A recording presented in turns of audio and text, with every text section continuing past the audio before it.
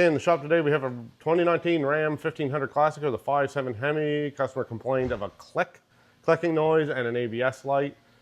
So we started on the Diag with a scan to see what the ABS light was on for and a test drive to confirm the clicking noise.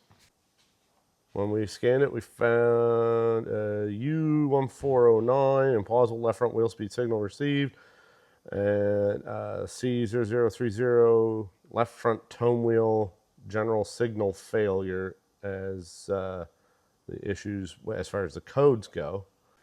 Took it for a test drive. Definitely heard a clicking noise when we brought it in.